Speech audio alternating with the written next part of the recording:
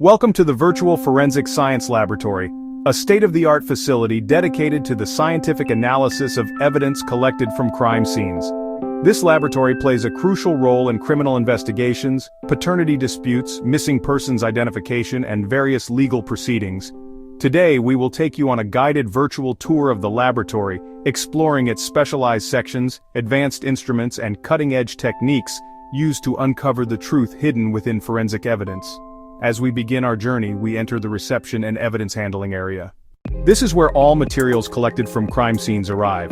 Each item is carefully packaged, barcoded, and registered in the system, ensuring a strict chain of custody.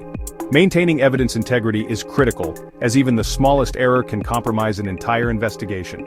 Moving ahead, we enter the biology and DNA analysis section, the heart of forensic identification.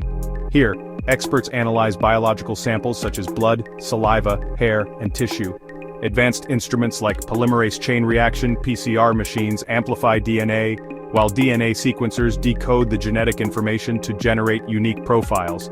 These profiles are compared against forensic databases, helping investigators identify suspects, victims, and even distant relatives in complex cases. Next, we step into the forensic serology section, where scientists specialize in the analysis of body fluids. Using techniques such as ABO blood grouping, enzyme profiling, and species determination, serologists help reconstruct events and establish key forensic links. For instance, identifying the species of origin of a blood sample can confirm whether it belongs to a human or an animal, which is often crucial in crime scene reconstructions. Our journey continues into the microscopy and histology room, where we explore the microscopic world of forensic evidence. Under high-powered microscopes, experts examine fibers, hairs, pollen grains, epithelial cells, and tissue samples. Special staining techniques allow visualization of critical cellular structures, such as the Barr body, which plays a vital role in sex determination.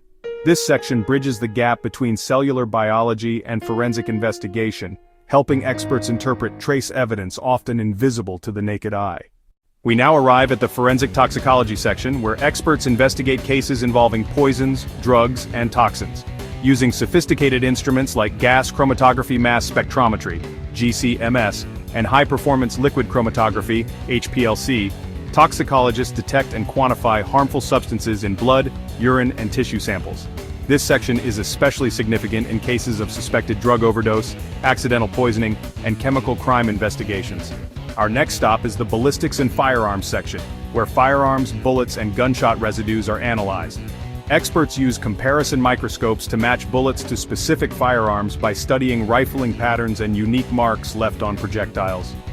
Advanced 3D ballistic imaging systems are used to reconstruct shooting incidents, providing critical insights into weapon usage and bullet trajectories during investigations. We now enter the fingerprint and impression analysis unit, where specialists identify individuals based on their unique ridge patterns. Latent fingerprints collected from crime scenes are enhanced using powders, chemicals, and alternate light sources.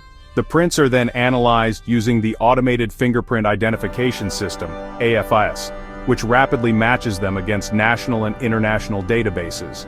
In addition to fingerprints, footwear and tire impressions are examined here to establish links between suspects and crime scenes.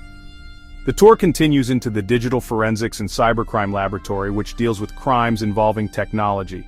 Experts recover deleted files, analyze encrypted data, and investigate evidence from mobile phones, laptops, and online platforms. Digital forensics plays an increasingly vital role in solving cases involving hacking, identity theft, financial fraud, and cyberstalking, bridging the gap between technology and law enforcement. Next, we explore the instrument room, which houses highly advanced analytical tools. Instruments such as Fourier transform infrared, FTIR spectrometers, UV visible spectrophotometers, and scanning electron microscopes, SEM, allow forensic experts to analyze materials at atomic and molecular levels. These tools enable precise chemical identification, providing conclusive results that hold significant weight in legal proceedings. Finally, we come to the glassware and equipment section, where essential laboratory tools are organized systematically. Clean glass slides, cover slips, beakers, pipettes, staining jars, and microtubes are used daily for sample preparation, chemical analysis, and biological examinations. Proper handling of these materials ensures accuracy and reliability in every experiment performed in the lab. Now, we will focus on an important forensic experiment, the determination of Barr bodies from a buccal smear, a cytogenetic method used for sex determination. Before starting the experiment, let us familiarize ourselves with the instruments, equipment, and glassware used in the laboratory. The most important instrument in this experiment is the compound light microscope, which enables us to observe the microscopic details of buccal epithelial cells and identify the presence of Barr bodies. Alongside the microscope, several pieces of equipment are required, including sterile cotton swabs for sample collection, clean glass slides and cover slips for smear preparation, staining trays and fixative jars for slide processing, and specific staining reagents such as acetocarbamine or methyl orange. Additionally, various glassware items like Copeling jars, reagent bottles and slides are used to handle and prepare the samples.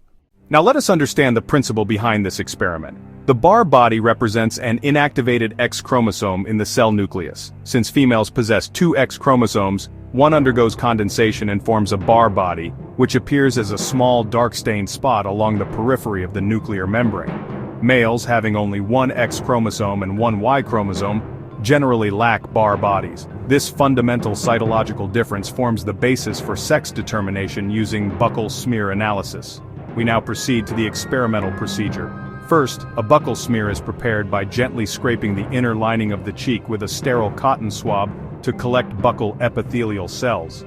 The collected material is carefully transferred onto a clean glass slide by rolling the swab gently to form a thin, uniform smear, which is labeled for proper identification.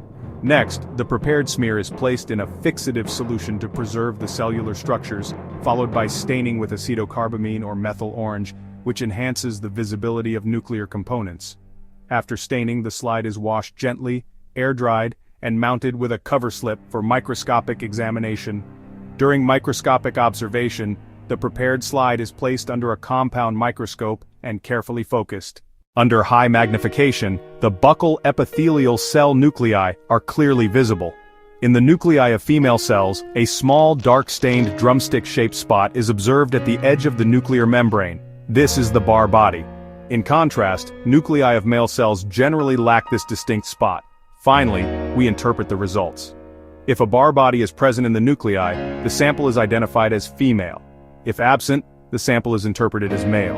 This technique, though simple, has significant applications in forensic science, including sex determination, paternity testing, identification of unknown remains, missing person investigations, and disputed parentage cases. This concludes our virtual forensic laboratory session on the determination of Barr bodies from buccal smears. Through this demonstration, we explored the laboratory setup, learned about the instruments and equipment, understood the underlying principle, followed the experimental procedure, observed the results, and discovered the forensic applications of this technique. This experiment highlights how microscopic analysis can play a crucial role in solving forensic cases and assisting the justice system.